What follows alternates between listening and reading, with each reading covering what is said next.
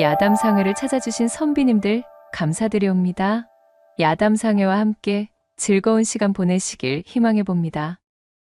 첫 번째 이야기 시작합니다. 첩을 드리겠다고? 이거 내가 방금 제대로 들은 것이 맞는가? 자네 입에서 나올 단어치고는 너무나 해괴망측한 단어였다네. 첩이라 하였던가? 이 사람이 드디어 악처에게 시달리더니 실성을 한 게로군. 이보게나, 자네 그 소리도 듣지 못하였는가? 자고로 여자 두 사람을 데리고 사는 것은 천지를 움직이는 일 다음으로 힘든 일이라. 마음고생만 줄창나게 하게 되는 남자는 얼굴이 새카맣게 타들어가고 하물며 그 똥마저도 흑빛이라지 않던가. 물론 그 말은 나도 익히 들어 알고 있네. 허나 그럼에도 불구하고 어쩌겠는가. 나는 지독하더라 한들 지금의 마누라가 아닌 여인과도 한번 살아보고 싶은 것을 말이야. 자네도 알자는가. 우리 마누라 성질머리. 이것이 도대체가 지아비를 하늘처럼 섬기는 것은 내 바라지도 않네. 그저 사람 대접만이라도 좀 해줘야 하지 않겠는가? 도통 그런 맛이 없으니 내 집에 기어 들어가도 낙이 없으니 원. 옛날 옛적 마을 어귀의 커다란 은행나무 밑에서 친후 사이로 보이는 장년의 두 선비가 대화를 나누고 있었습니다.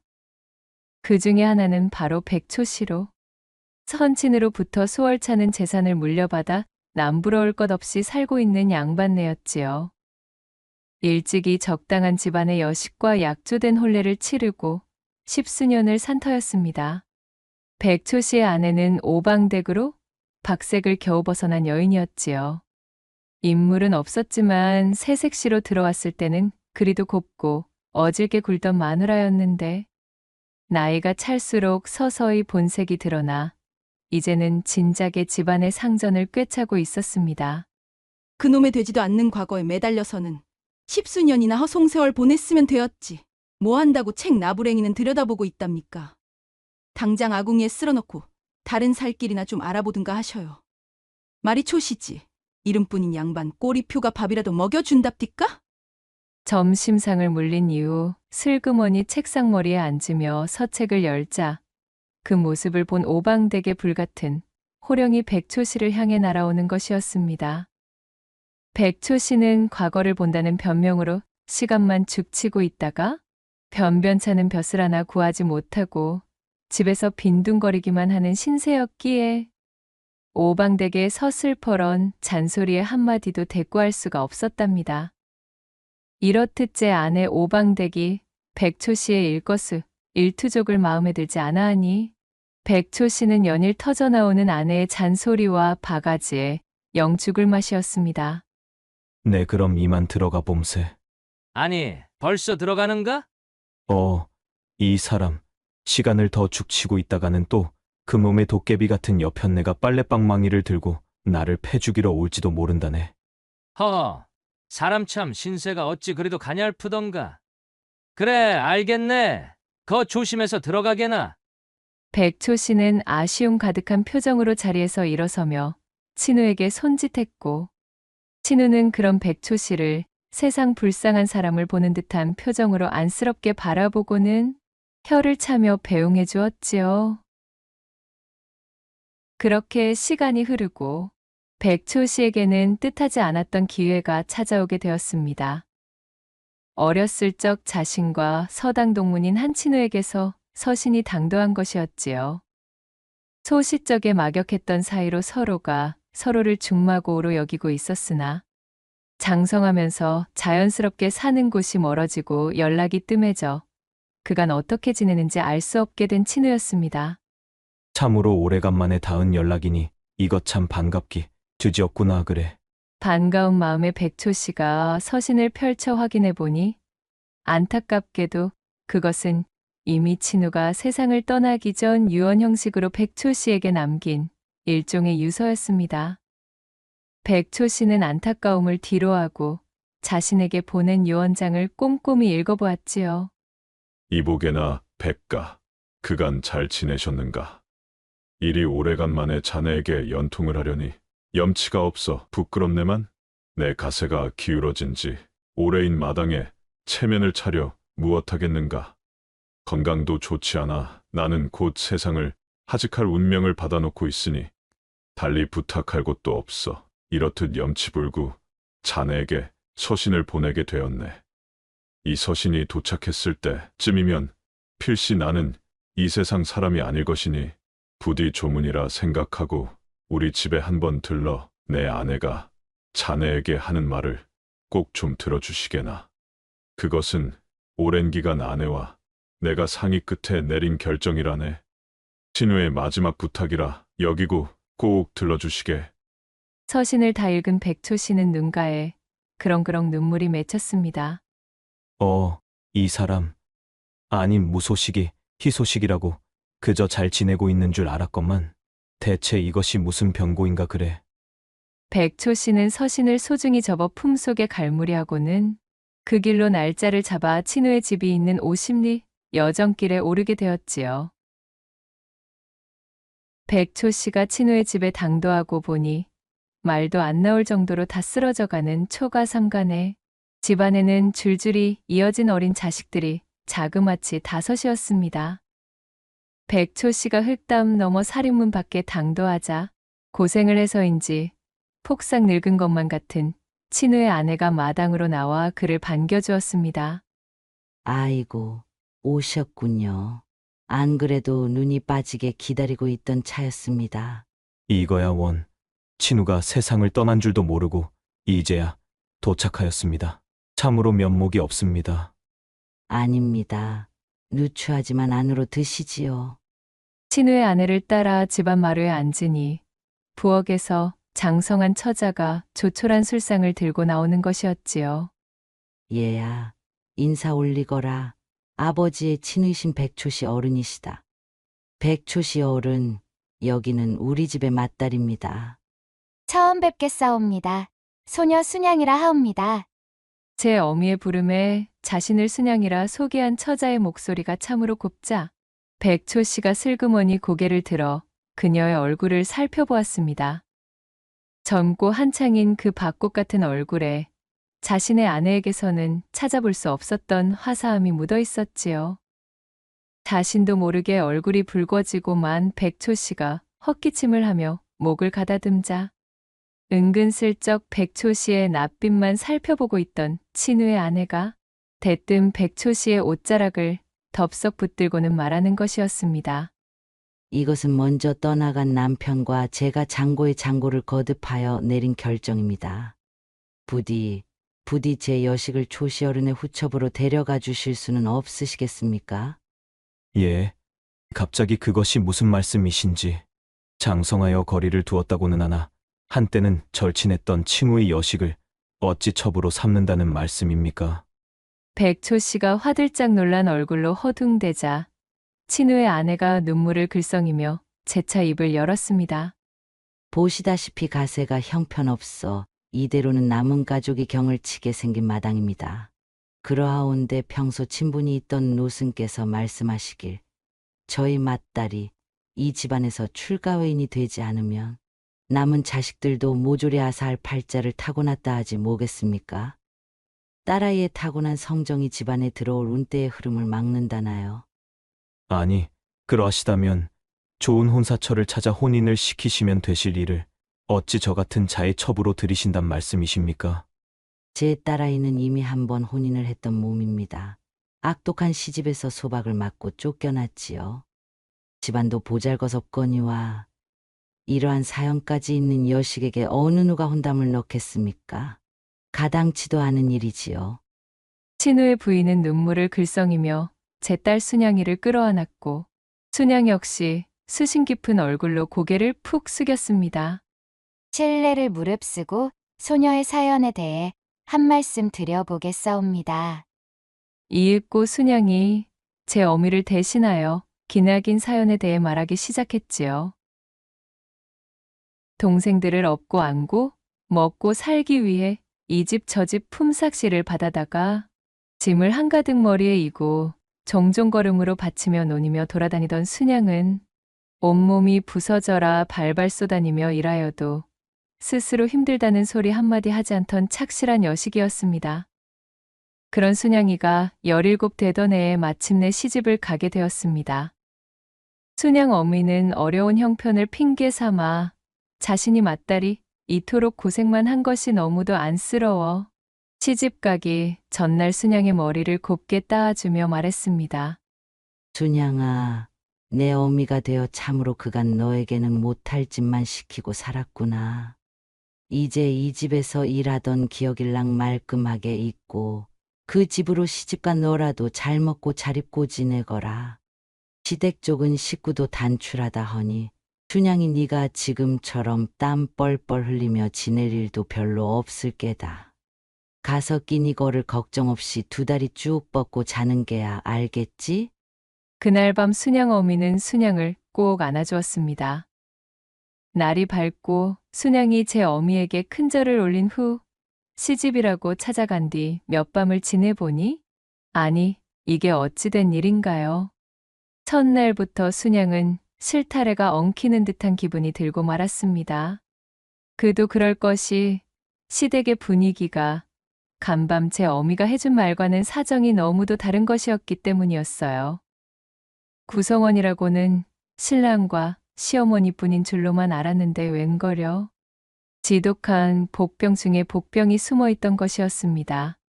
시집가 외인이 되었다던 그놈의 시누이가 떡하니 자리를 잡고 있었지요. 그 성질머리로 보건대 시집간 지 얼마 되지도 않아 소박을 맞은 모양이었습니다. 시누이는 슬아의 딸 하나를 데리고 친정살이를 하고 있었는데 그 관상이며 행실이 여간 까다로운 것이 아니었습니다. 아니나 다를까 시어머니와 시누이는 손끝 하나 까딱할 생각이 없었지요. 시집간 첫날부터 일 하나 손대지 않고서는 큰일이건 작은 일이건 그저 닥치는 대로 순양을 부려먹기 시작했습니다. 예, 새아가.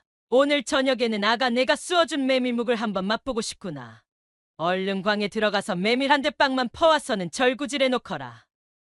올케 가기 전에 부엌에서 물 한 그릇 떠다 주고 절구제 끝나면 우리 복만이 좀 업어서 재워줘. 알겠지?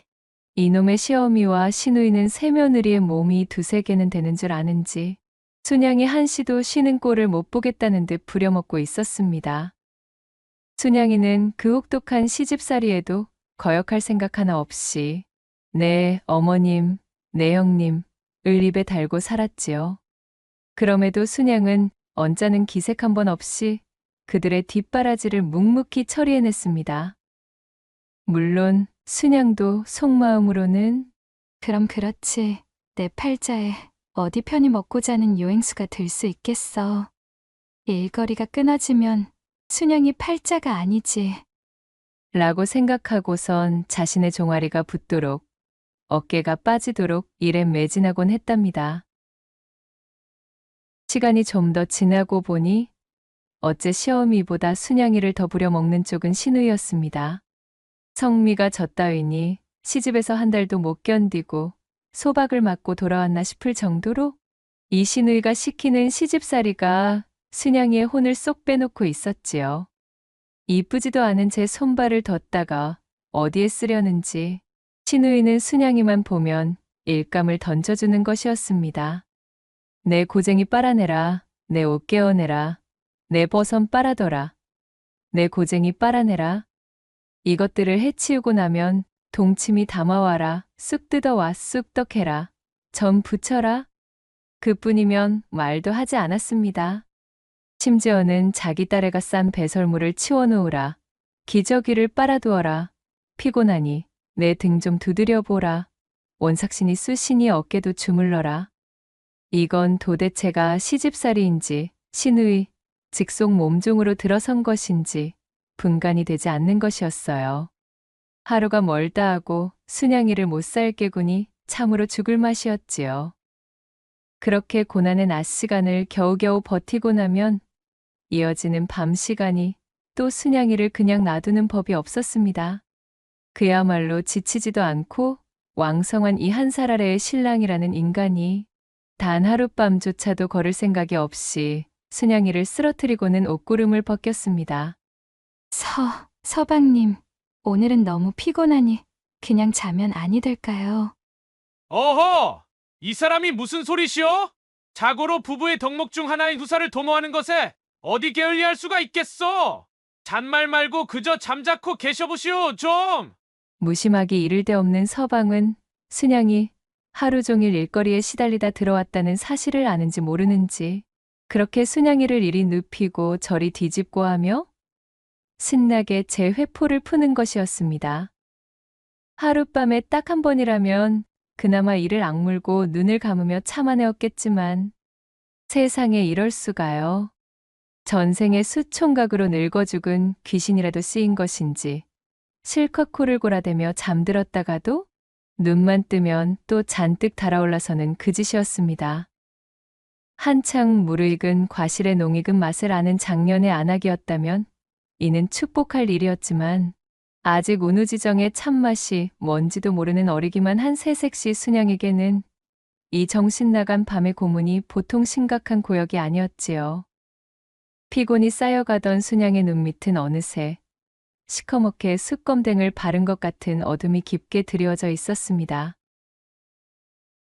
그렇게 동창이 밝아옴을 알리는 새벽닭 소리에 부랴부랴 옷을 걸치고 부엌에 나가려는 순양이의 팔을 남편이 또 잡아당겨 끌었고 저항할 힘조차 없었던 순양이 맥없이 그 용두지를 다 받아주고 나니 아침부터 늦장을 부린다며 시어머니한테 거나하게 호통을 들어버렸습니다.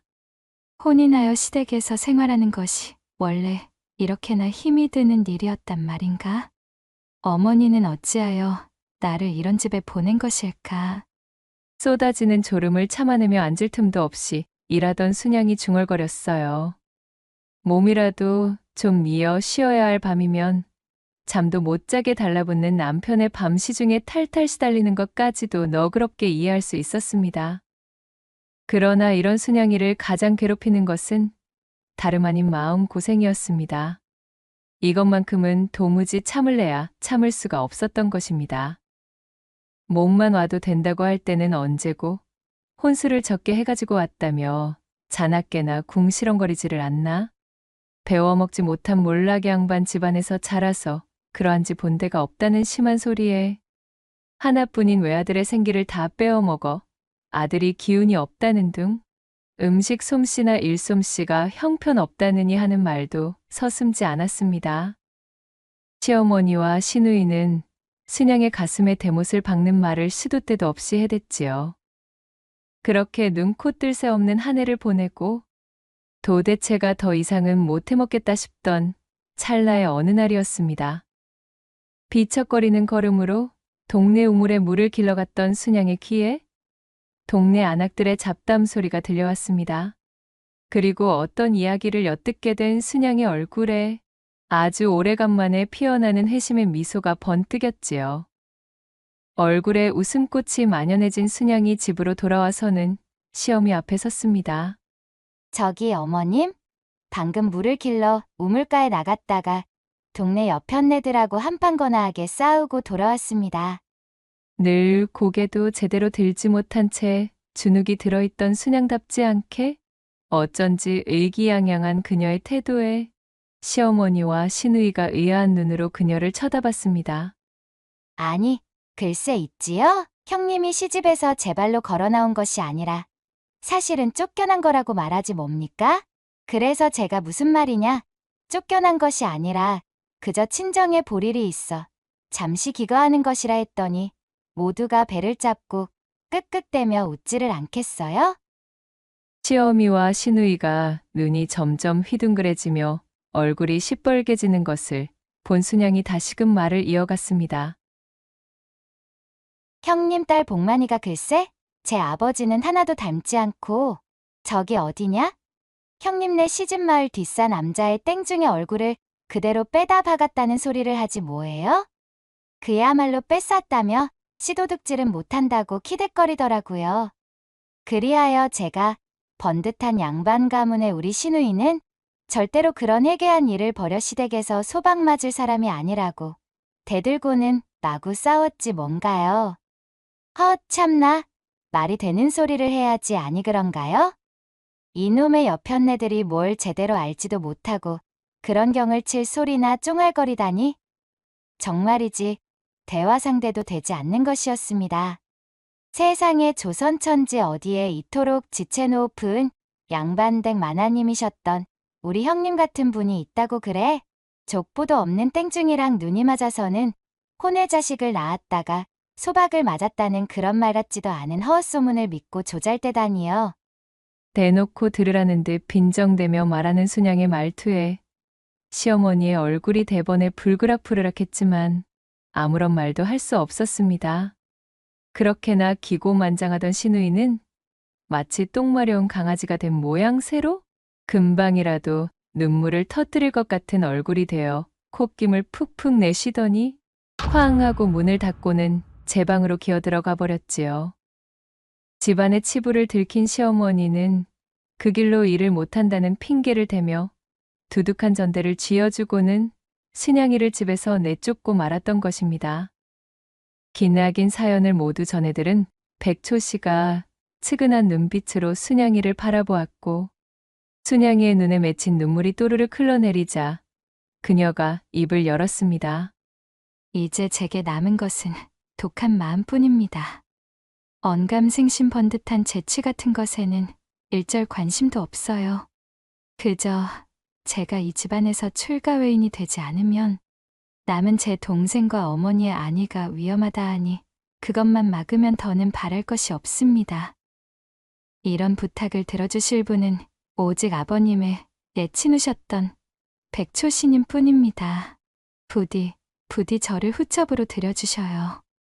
이게 도대체 무슨 경사, 아니 사달인지. 백초 씨는 입가에 번지려는 미소를 억누르느라 진땀을 빼야만 했습니다.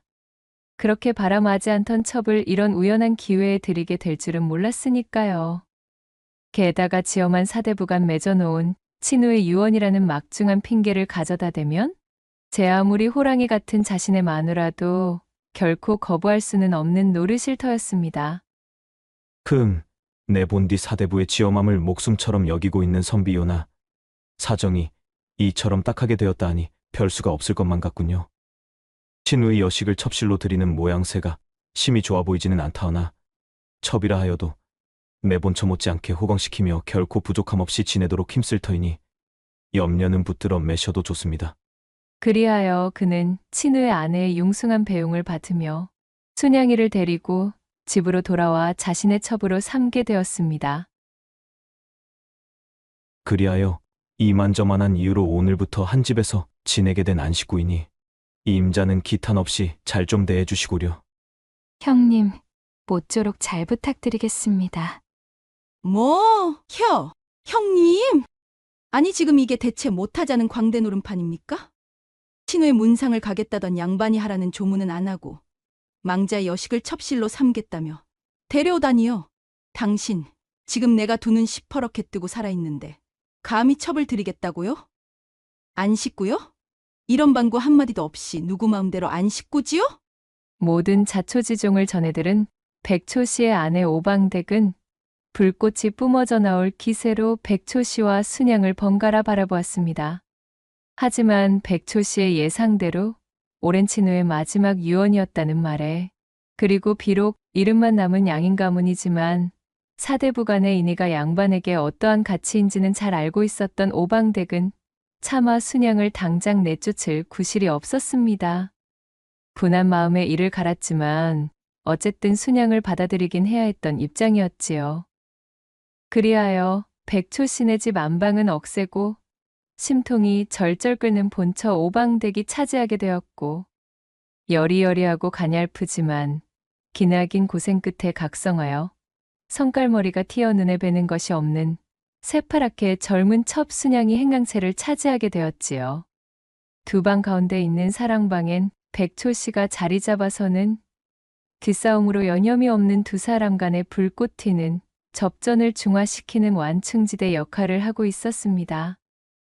오방댁은 자기 소나기에 쥐고 살던 남편을 졸지에 새파란 첩에게 빼앗기게 생겼으니 그 심기가 말도 못하게 불편하였고 순양이는 순양이대로 이제 물러설 수가 없는 실정이라 죽어도 제 본가로는 돌아갈 수 없는 배수의진 앞에 놓인 처지였기에 더욱 백초 씨를 붙잡고 앙큼하게 매달렸지요.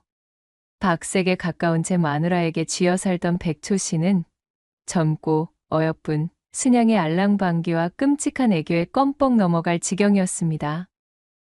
내쫓기기 전 시집에서 어찌나 험한 꼴을 당해왔던지 순양은 착하고 싹싹하면서도 강단이 보통이 아니었던지라 노비처럼 일하던 신세에서 벗어난 기회를 절대 놓치려 하지 않았지요. 그 덕분에 백초 씨는 인생의 처음으로 달콤한 운우지정의 맛이라는 것도 알게 되었습니다. 후첩 순양이와 백초 씨의 사이가 날이 가면 갈수록 좋아지자 자연히 본처 오방댁과 순양의 관계는 점점 돌이킬 수 없는 강을 건너게 되어 두 사람은 서로 얼굴만 마주하면 범과 용처럼 으르렁거리기 일쑤였습니다. 아니 대체 어찌하여 빳빳이 고개를 쳐들고 바락바락 대드는 게야? 내 말이 말 같지가 않아? 형님, 또 무슨 연유로 그리 억지를 부리셔요? 제가 어디 틀린 말 하나 한 적이 있습니까? 아니 근데 인연이 어따 대고 눈을 불하려 불아리길? 2년 전연 하지 마셔요. 형님, 격조가 떨어집니다. 예상하지 못했던 것은 아니었습니다. 본처의 호랑이 같은 성질에 어느 정도의 잡음 정도는 있을 거라 생각했지만 설마 이 정도까지 앙숙이 될 줄은 백초 씨도 몰랐던 것이지요. 언젠가 은행나무 아래에서 친우가 자신에게 조언해주던 충고가 불현듯 떠올랐습니다. 감히 친밀히 지내는 것을 바라지는 않았으나 하루도 조용히 넘어가는 날이 없자 백초 씨는 가슴이 타들어갔지요. 하지만 자신이 꿈에 그리던 두 여인과 한 집에서 지내는 삶에 대한 욕심을 버릴 수는 없는 노릇이었습니다. 그러다 순양이의 행랑채로 건너가 합방이라도 한다 치면 그 다음날 본처 오방댁의 바가지가 평소의 곱절은 더해져 사정없이 때려박히는 것이었습니다. 이대로는 안 되겠다 판단한 백초 씨는 어느 날 나름대로의 규율을 만들게 되었습니다. 바로 3일의 간격을 두고 본처와 첩의 방으로 번갈아 들어가는 것이었습니다. 내 앞으로는 이러한 3일 주기로 각각 분별 없이 공평한 사랑을 할 터이니 이제 제발 그만들 좀 싸우시고 이 규율대로 순서를 좀 기다려 주시오들. 아시겠소이까? 이견은 없는 것으로 간주하겠소이다. 안 그래도 아웅다웅 서로 간에 불만이 쌓인 판국인데 백초 씨 본인이 뱉은 말을 제대로 지키기라도 했다면 좋았으련만 이 백초 씨라는 인간이 제 본처의 안방으로 들 날만 되면 그때부터 온갖 핑계를 늘어놓으며 마치 내일 모레 관 속에 들어갈 양반 마냥 콜록콜록 곱부륙내에 으실으실 몸살이 왔다며 잔뜩 달아있던 본처의 마음에 초를 치고 있었으니 본처 오방댁의 불만이 개운하게 가실 리가 없었습니다. 본처가 부엌에서 민물을 하고 간단한 술상을 차려 사랑채까지 건너오는 날에는 백초 씨도 어쩔 수 없었기에 마지못해 본처에게 올라가 껍죽껍죽 흉내만 내고는 오방댁 마음의 불만 지피고 쓰러져 잠든 척을 하였지요. 아니 이보세요. 벌써 끝난 geb니까? 아, 여보. 오방댁의 시퍼런 고함에도 백초 씨는 감은 눈을 뜨지 않고 꿋꿋하게 코 고는 소리를 내는 것이었어요. 사실 백초 씨도 할 말은 있었던 것이 그간 이 악처에게 시달릴 대로 시달렸던 참이라 오방댁의 얼굴만 봐도 찔끔 숨이 죽어 기어들어가는 삶을 살아온 지가 벌써 몇 해던가요. 주눅이 들대로 들어 도저히 제 본처와는 운우지정의 흥을 낼 수가 없었던 것이었습니다. 이렇듯 자신의 열만 잔뜩 올려놓고 쓰러지는 백초 씨의 행보 탓에 오방댁은 터지는 분통을 고스란히 후첩순양에게 터뜨리기 일쑤였습니다. 지금 나를 능멸할 셈이야? 대체 내 건 왜 빨지 않은 게야? 아침부터 빨랫감, 광주리를 머리에 이고 개울가로 갔다 온 순양에게 오방댁이 살벌한 표정을 하며 따지고 들었지요. 양손을 허리에 걸친 채 눈을 부릅뜨고 씩씩대는 오방댁을 바라보며 빨랫감, 광주리를 내려놓은 순양이가 콧방귀를 터뜨리며 답했습니다. 형님, 뭔가 대단한 착각을 하고 계십니다. 나는 이 집에 노비로 들어온 몸종이 아닙니다. 엄연히 지아비가 허락한 후첩의 자리로 들어와 있는 것이니 존중까지는 아니더라도 하인 대접은 그만둬 주시지요. 형님 속고시며 버선이며 형님 고쟁이는 형님이 직접 빠셔요. 아주 집안일로 이래라 저래라 몸종 취급하며 일을 떠넘기는 것이라면 이제 지긋지긋합니다. 저도 그간 당할 만큼 당한 처지라 더 이상 장단을 맞춰드리지 못합니다.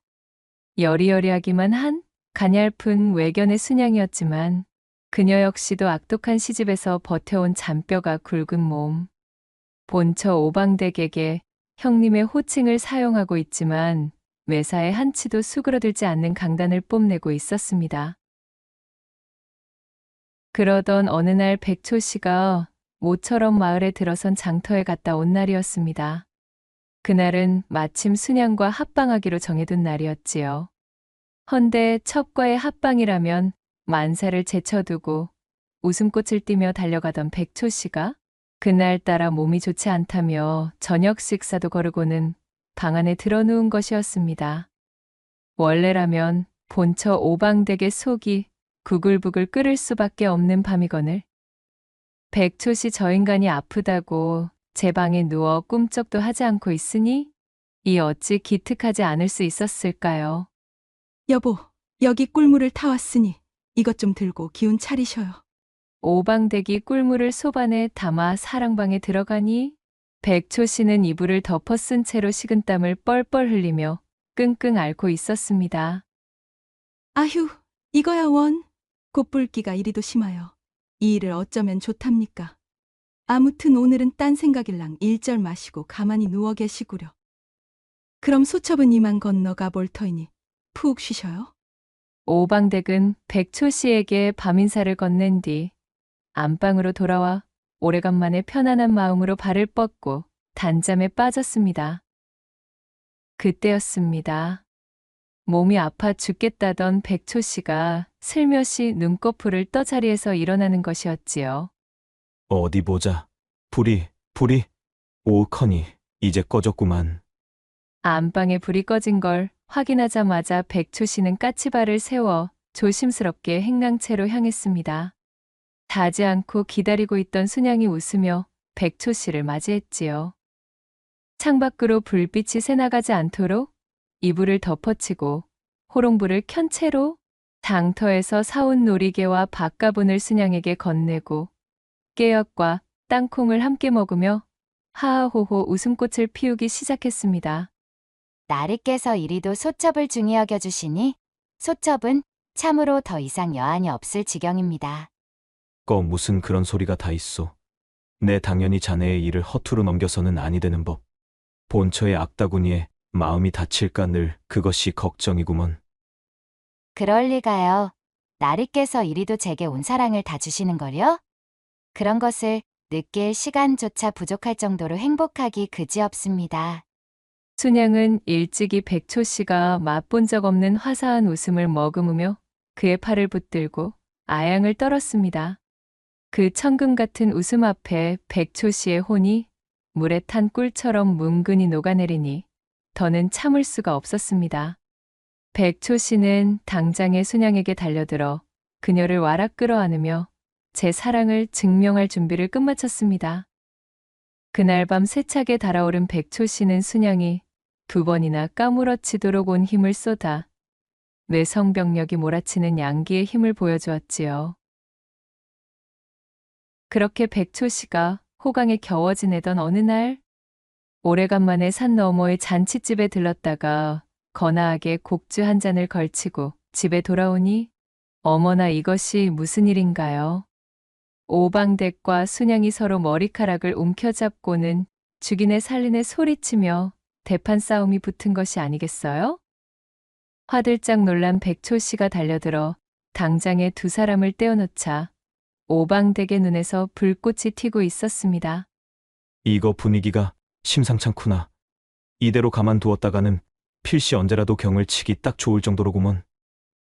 그렇다면 어쩔 수 없지. 평소와는 다른 심상찮음을 느낀 백초 씨가 그대로 두었다가는 자신이 없는 사이 또 순양이를 해코지 할 것이 뻔하다 여기고는 순양의 따귀를 찰싹 갈기며 그녀의 멱살을 틀어주며 소리쳤습니다. 내 인연, 이것이 대체 무슨 못된 짓거리더냐? 참으로 무엄하기가 짝이 없는 행태였다. 내 너의 아비를 보아 그간 너를 어여삐 여겨주었다 하여 이리도 천지분간을 몰수하려는 게야? 부첩의 자리로 들어와 본처에게 이 무슨 되어먹지 못한 행동인가? 내 오늘 이 배은망덕한 년을 당장에 치도곤을 놓아 혼주를 내줄 테다. 어서 썩 따라 들어오지 못하겠느냐? 백초 씨는 두 눈을 동그랗게 뜨고 황망한 표정이 된 순양을 끌고는 행랑채로 들어갔습니다.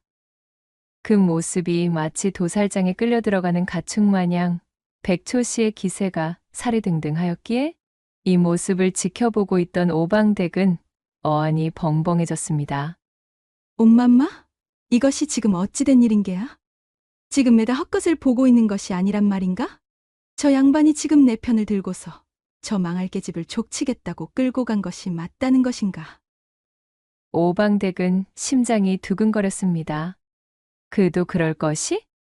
백초 씨가 자신의 편을 들고 저토록 발벗고 노여움을 표출할 줄은 꿈에도 몰랐으니까요. 오방댁은 씩 웃으며 부엌으로 들어갔습니다.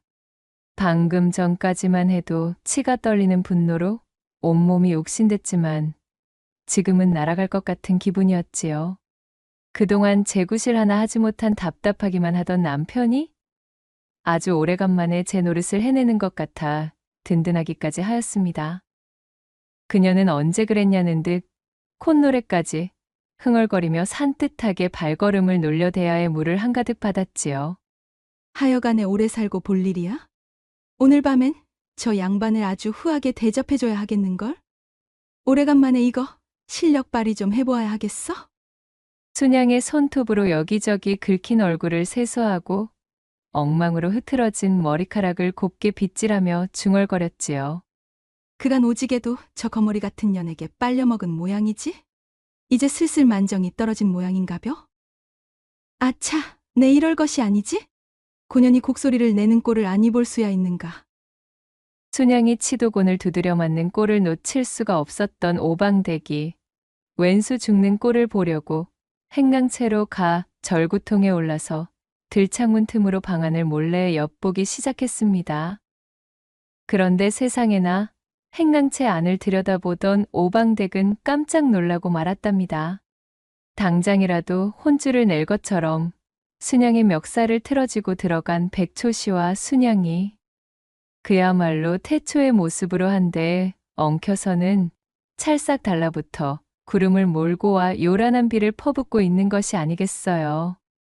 나으리, 아까는 너무 심하셨사옵니다. 미리 언질이라도 주시지. 다짜고짜 따귀까지 때리시다니요.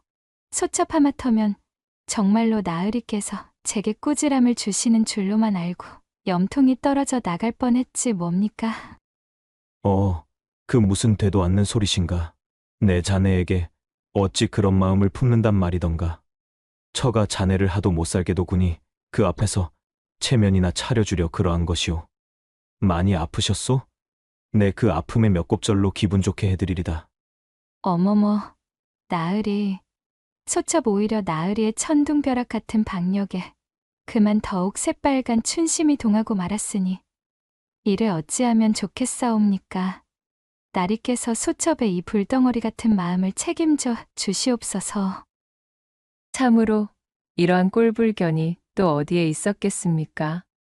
오방댁의 머릿속이 등잔유라도 뿌린 듯 이글이글 타오르고 있었습니다. 이 꼬락서니를 목격한 오방댁의 분노는 하늘을 뚫고 옥황상제 계신 곳까지 닿을 지경이었지요.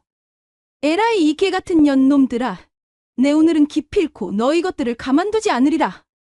오방댁은 밟고 서 있던 절구통에 절구꽁이를 집어들고 들창을 부숴버렸습니다. 그리고는 쏜살처럼 방 안으로 달려들어 백초 씨의 하초를 겨냥하여 들이닥쳤지요.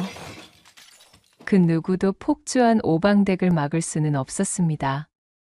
그렇게 한바탕 소란이 요란하게 펼쳐지고 둔탁한 절구꽁이 휘둘리는 소리와 함께 담벼락 너머로는 백초 씨의 까무러치는 듯한 외마디 비명소리가 널리 울려 퍼져 온 고을에 넘치다 못해 저작거리까지 흘러들어갔다는 후문이 전해지고 있사옵니다. 두 번째 이야기 시작합니다. 옛날 어느 한적한 시골 마을에 집신장수를 업으로 삼고 있던 가난한 총각 청배가 살고 있었습니다. 그는 집신을 삼아 장터에 내다 팔며 생계를 꾸려나가고 있었지요. 쓰러져가는 허름한 초가집 한 채에 홀로 지내고 있던 청배는 하루 세끼 먹어보는 것이 소원일 정도로 공궁한 생활을 하고 있었습니다. 내일은 하루 종일 날씨가 쨍쨍해야 할 터인디 날이 지러 비라도 왕창 쏟아지는 날에는 사람들이 영 집신을 사지라느니 말이여. 손에 물집이 잡히도록 새끼를 꼬아 내일 장터에 내다 팔 집신을 만들던 청배가 한숨 가득한 목소리로 중얼거렸습니다. 구들장이 무너져라 깊은 한숨을 내쉬던 청배의 머릿속으로 한 여인의 얼굴이 살포시 떠오르기 시작했지요. 그녀는 바로 근방에 살고 있는 오밀조밀 귀여운 얼굴에 동네에서는 제법 미모로 알아주는 순심이라는 이름의 처자였습니다. 청배는 혼기가 가득 찬 창창한 젊은이였지만 먹고 살기가 팍팍한 가난한 살림의 장가 같은 것은 언감생심 꿈도 꾸지 못하는 형편이었지요. 청배가 순심에게 막연한 연심을 품고 그녀를 향한 구애를 던지고 있었으나 순심은 가난하고 가진 것 없는 청배에겐 눈길조차 내어주질 않았습니다. 흥, 제깟 것이 감히 어디 넘봐 넘보기를? 청배 이 아둔한 녀석아. 그놈의 집신짝이나 실컷 삼아서 부자가 되거들랑 그때나 내게 찾아오려무나. 그때쯤이면 이미 나는 어느 높은 양반댁 대감에 첩이되어 떵떵거리고 있겠지만 말이야. 순심은 장차 양반집에 첩실로 들어가 팔자를 고쳐보겠다는 부푼 꿈을 꾸며 한껏 오만해진 엉덩이를 실룩거리고는 약을 올리듯 청배의 우직한 일편단심을 받아주지 않았지요. 사실 순심이 자신도 그닥 별볼일 없는 그저 그런 집안의 여식이었으나 반반한 채 얼굴을 믿고 하늘이 높은 줄 모르고 콧방귀를 뿜어대니 그런 자신에게 쩔쩔매는 청배를 더욱 무시할 뿐이었지요. 아이고, 그려, 순심아. 지금은 내 너희 마음을 10분 이해하는구먼. 나도 양심상 가진 것 하나 없는 지금 요 모양 요 꼴로 순심이 내 마음을 돌려놓을 작정은 아니라 이것이여.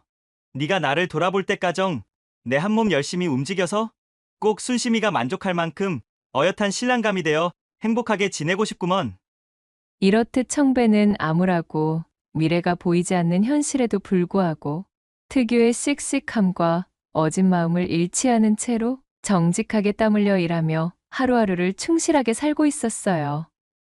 자신의 형편이 보잘것없다고 하여 다른 사람에게 화풀이를 하는 법이 없었고 늘 자신보다 상황이 어려운 사람들을 돌아보며 그들에게 도우미 손길을 내어주곤 하였습니다. 혹자는 이런 청배를 보고 제 앞가림도 못하는 놈이 오지랖도 유난이라며 험담을 늘어놓았지만 대부분의 동네 사람들은 이런 청배의 고운 마음 씀씀이를 높이사 물심양면 그를 도와주며 마음 속 깊이 청배의 앞길을 응원하고 있었지요. 이놈 청배야, 그렇게 남만 도와주다가 어찌 살려 그러는겨? 내 입속도 좀 챙겨가며 살아야 하는 법이여.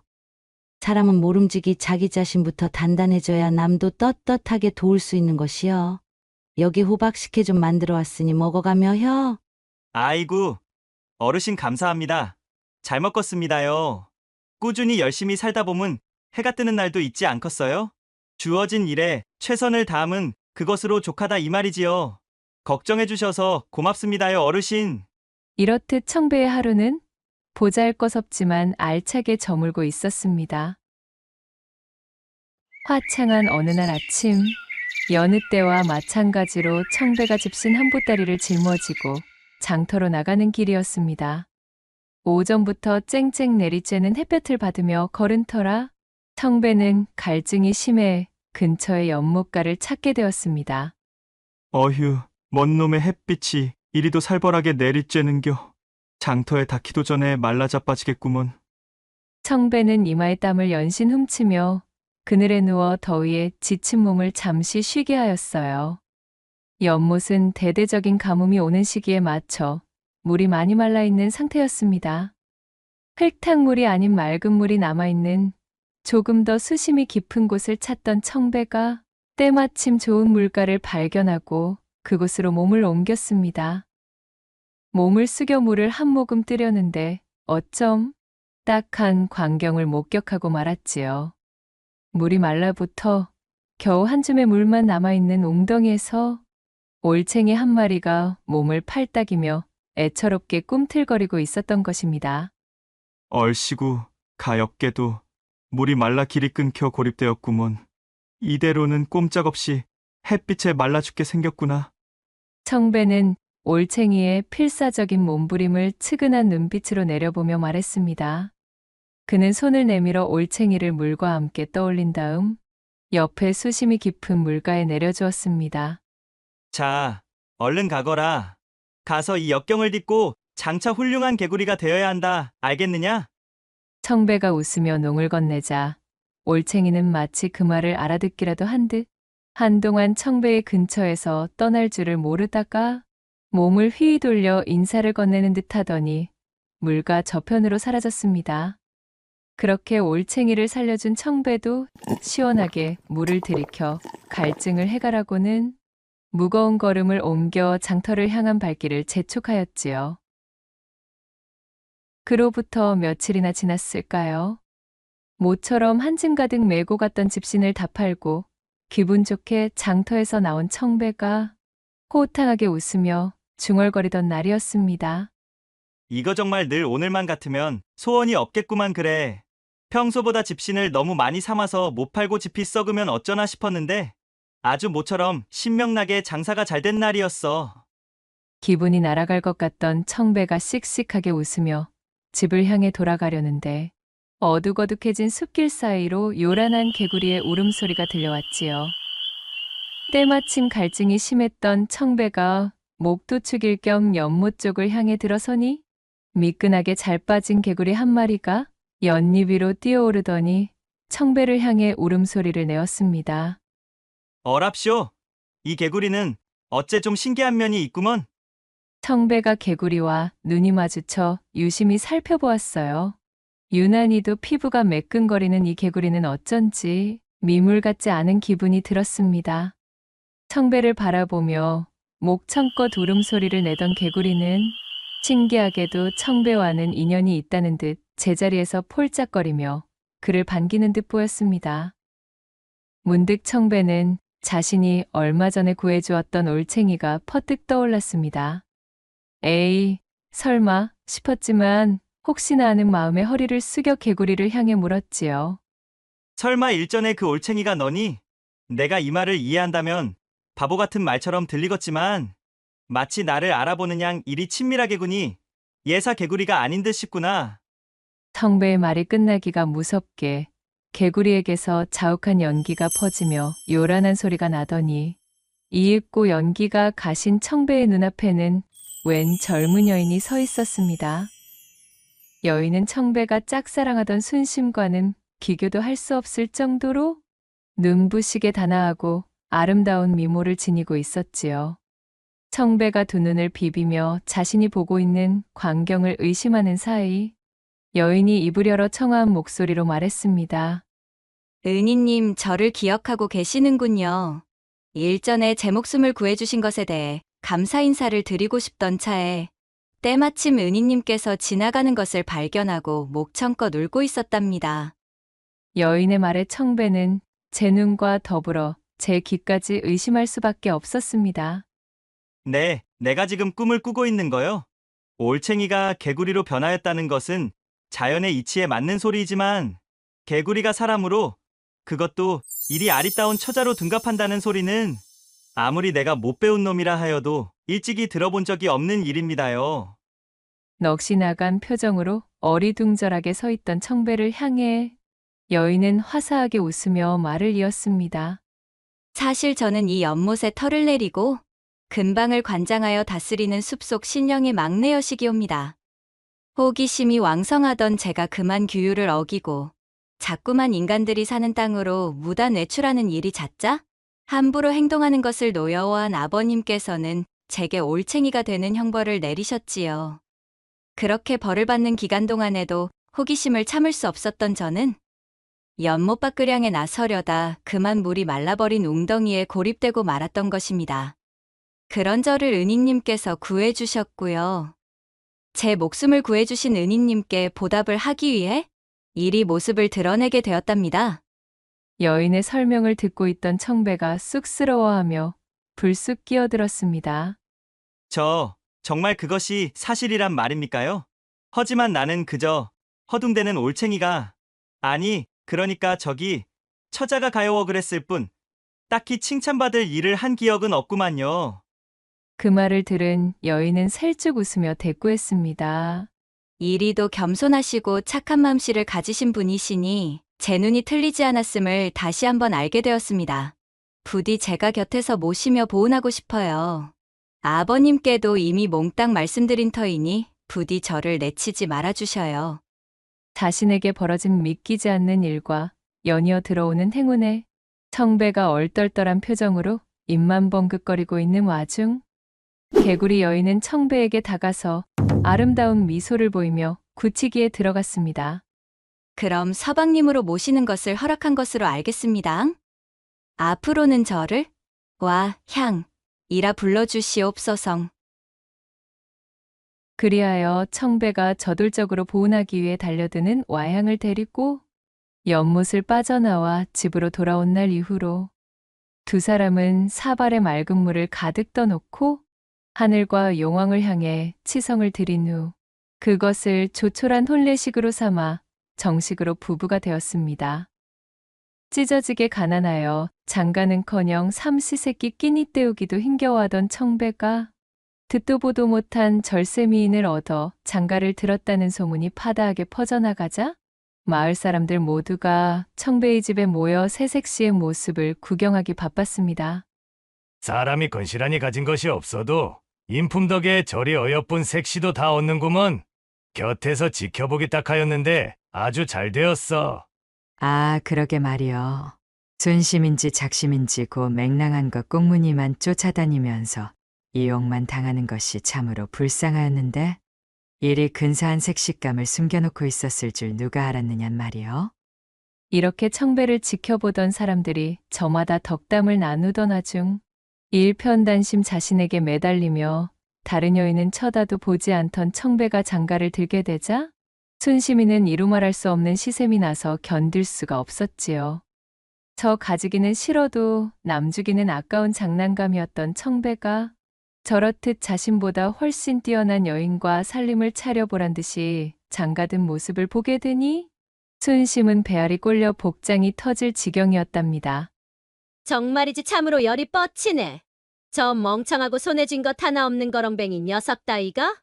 무슨 수로 저런 미인을 얻어 장가를 들었담? 감히 나 좋다고 쫄래쫄래 따라다닐 때는 언제고? 저저 좋아가지고 실실거리는 얼굴 꼬라지를 좀 보라지?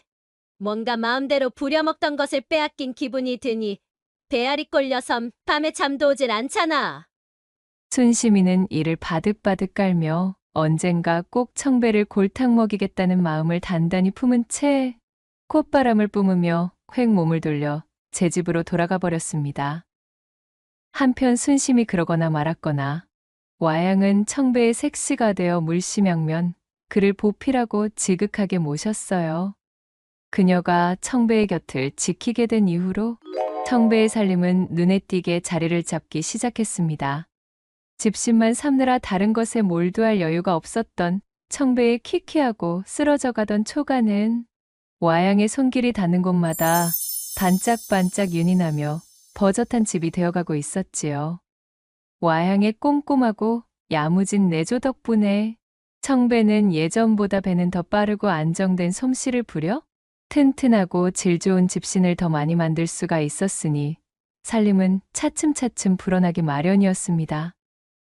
그뿐 아니라 달이 휘영청 하늘에 걸린 밤이 되면 어여쁜 색시를 꼭 끌어안고 입을 맞추며 매일 밤 황홀한 사랑을 나누고 근사하게 보내니 청배는 입이 귀에 걸려 웃음이 떠나질 않았습니다.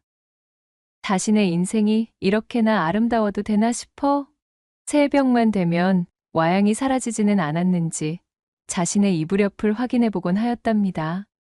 그럴 때마다 자신의 옆에서 곤히 잠들어 새근거리는 숨소리를 내고 있는 와양을 보고는 가슴을 쓸어내리며 흡족한 웃음을 띠는 것이었지요. 그렇게 영원할 것만 같던 행복한 시간, 일은 벌어지고 말았으니 어느 날 아버지를 뵙고 오겠다며 연못으로 돌아갔던 와향이 밤늦게 집으로 돌아와 청배 앞에 다소곳이 앉았습니다. 줄곧 마음을 졸이며 아내를 기다리던 청배가 무사히 돌아온 와향을 반겼지요. 와향의 손에는 신기한 모양새의 단지가 들려 있었는데 생김새로 봐서는 요강으로 보이는 물건이었습니다. 으잉? 아니, 임자. 손에 들려있는 그 단지 같은 것은 무엇이오? 생긴 것으로 보면은 흡사 요강 같기도 한 것이 도통 뭔지 모르겠구먼. 서방님, 이것은 고민 끝에 제 고향에서 가져온 진귀한 물건입니다. 이것을 과연 서방님께 내어드려도 될까? 매일을 깊은 생각에 잠겨보았지만 역시 저는 서방님이 좀 더 풍요로워졌으면 하는 마음이 큰 바 잘못될 위험을 무릅쓰고 가져온 것이지요. 와양은 청배 앞에 단지를 내밀며 조금은 걱정스러운 말투로 말했습니다. 서방님, 단지 안에 무엇이든 넣어보셔요.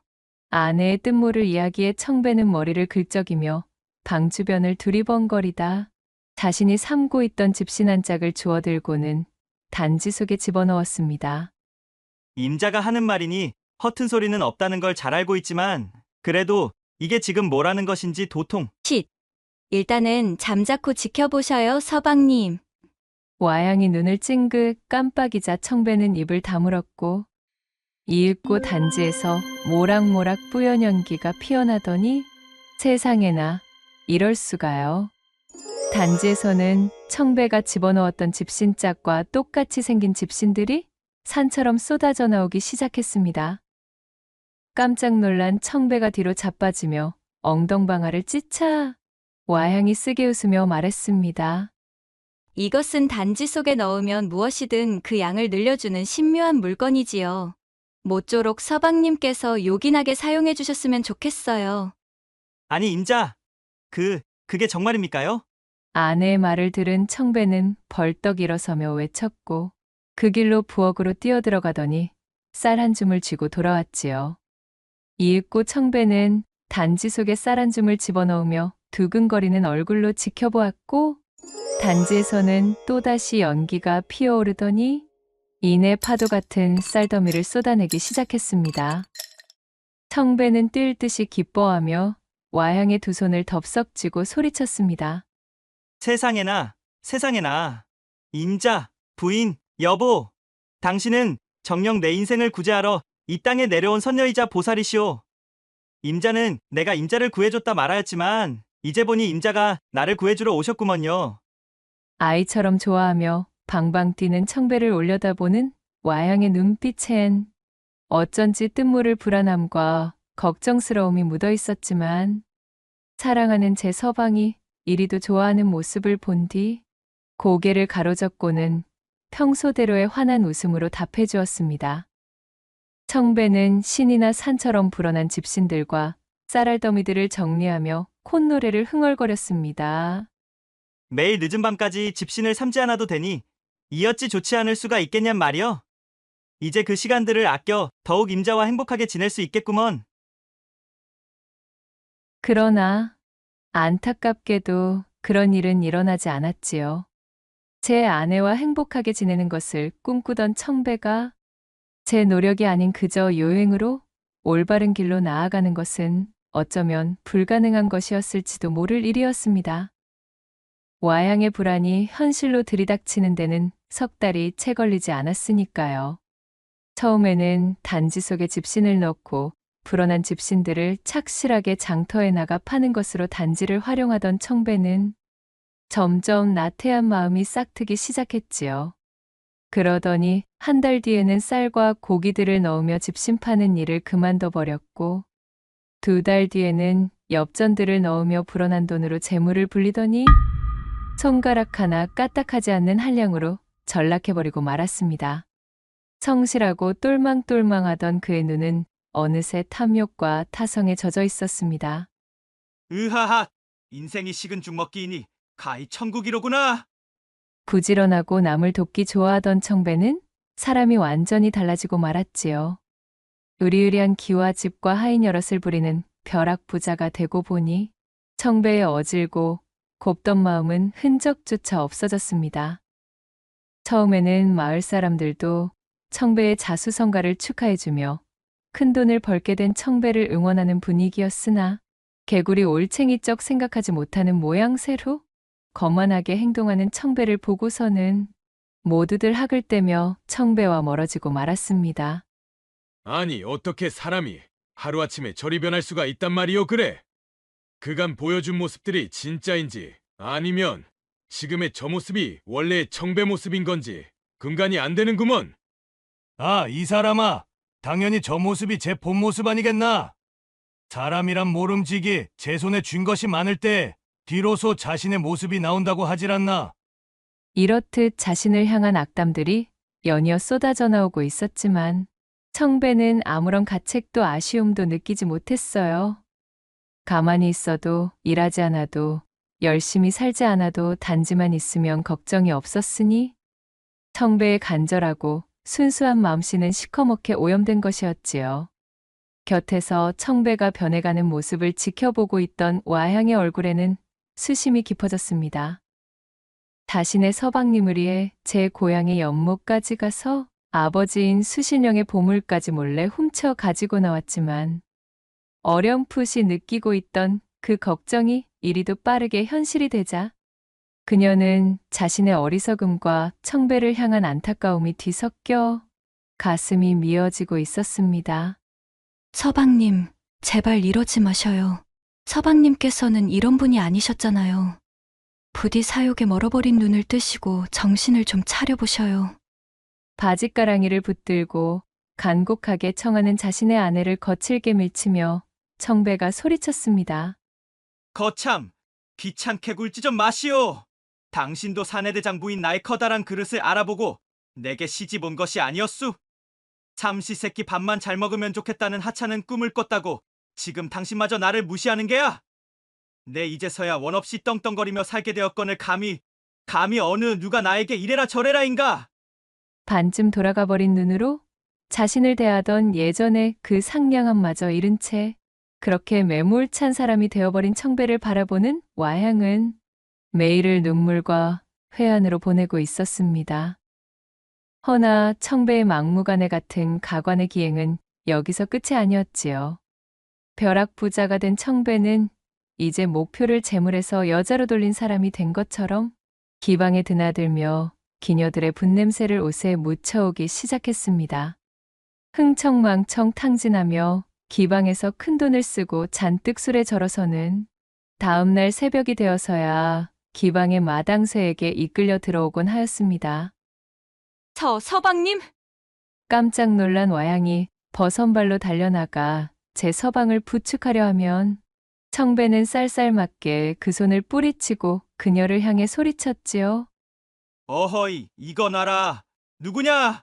규실이냐? 아니면 매화더냐? 재미없고 따분한 마누라만 아니면 그 누구라도 좋다. 어서 술상을 들여오너라.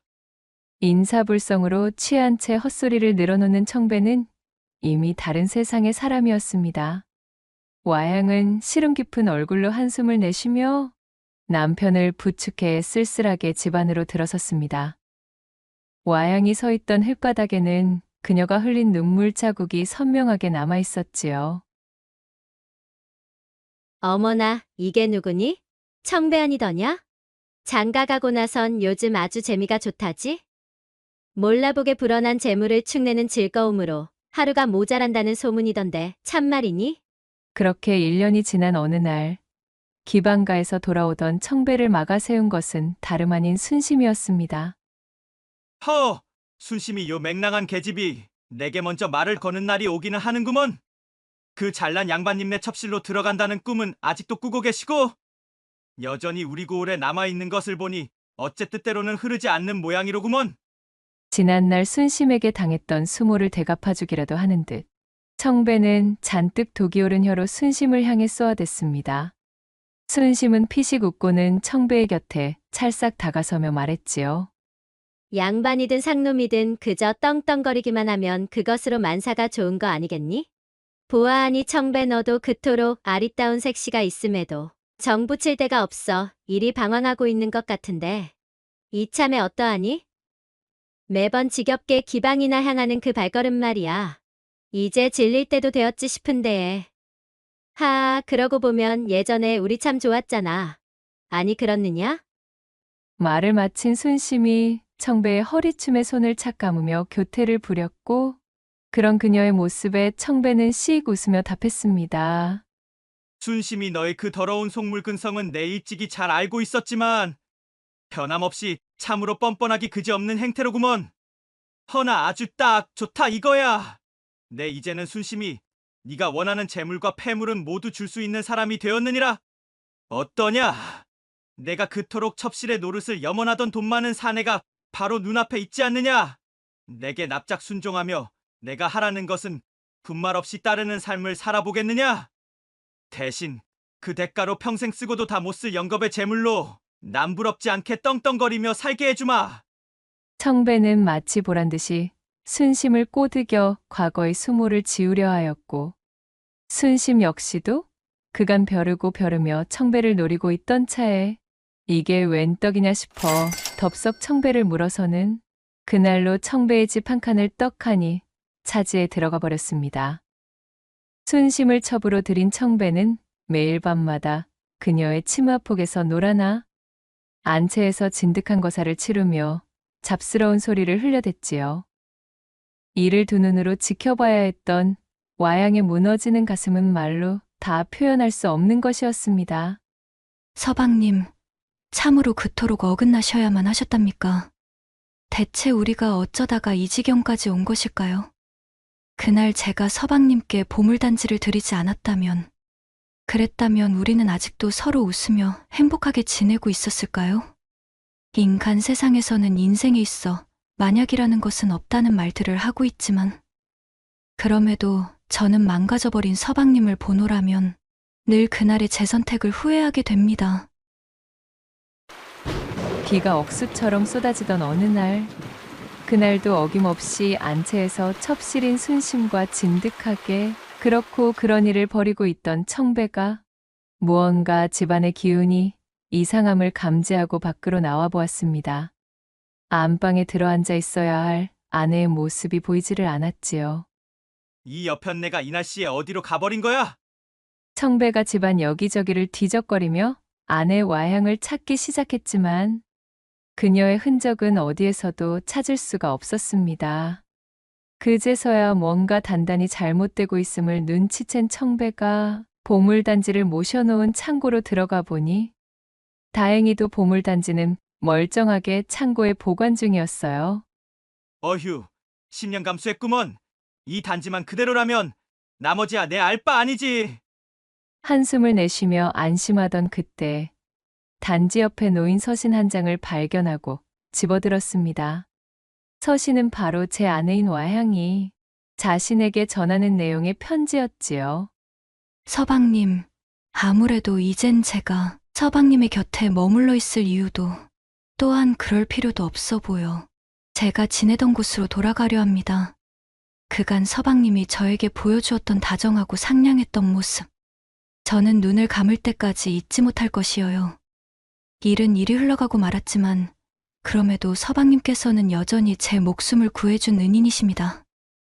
서방님을 원망하거나 질책하지 않아요. 오히려 저에 대한 후회와 통탄뿐이랍니다. 부디 눈을 뜨시고 본래의 어진 모습으로 돌아오시길 바랄게요.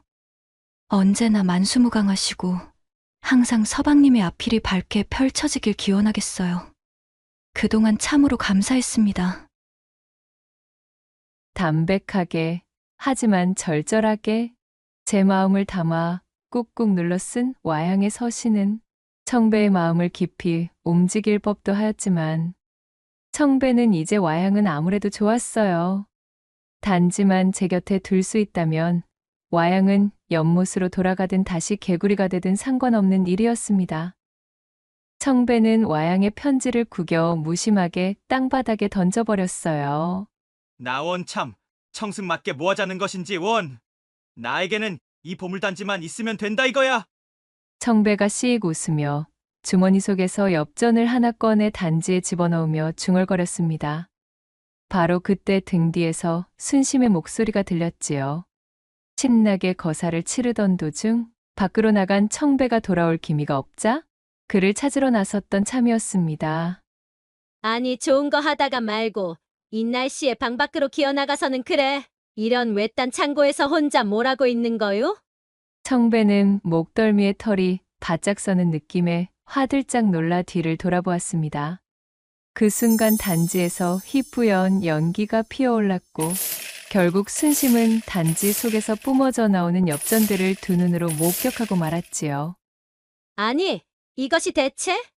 그간 순심에게 보물단지의 존재를 비밀로 붙이고 있던 청배는 자신이 막대한 부를 이루게 된 비밀이 들키자 깜짝 놀라 그녀를 밀쳐냈습니다.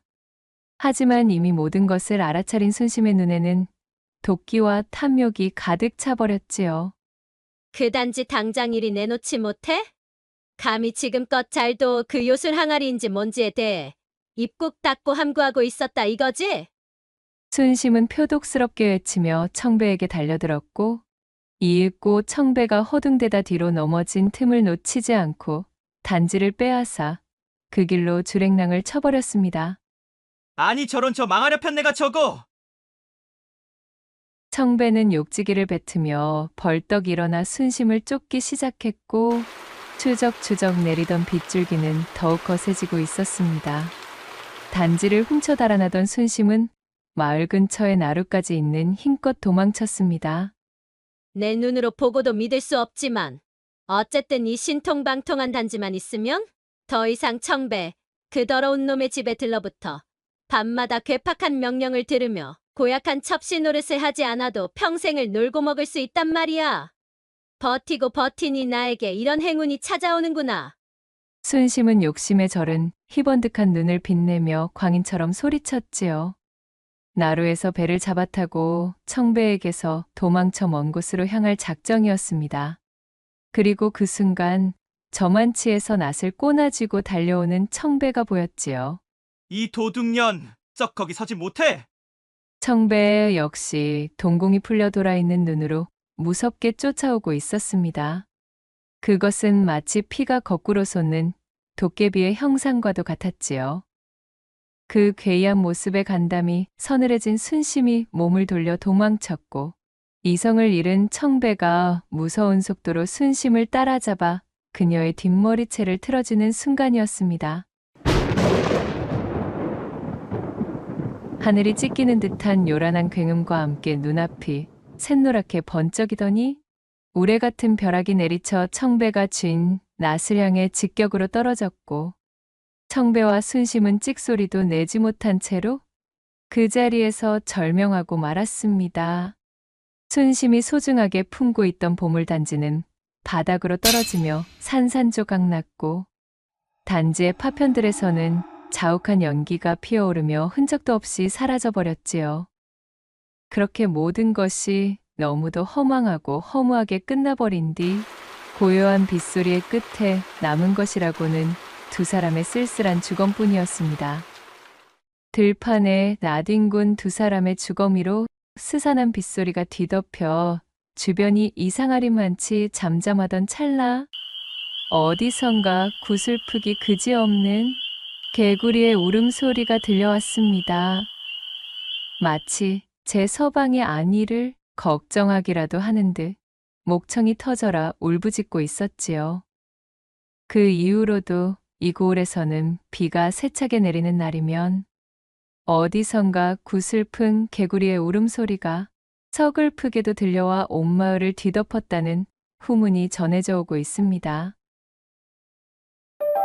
구독과 좋아요, 댓글로 야담상회를 응원해 주셔요.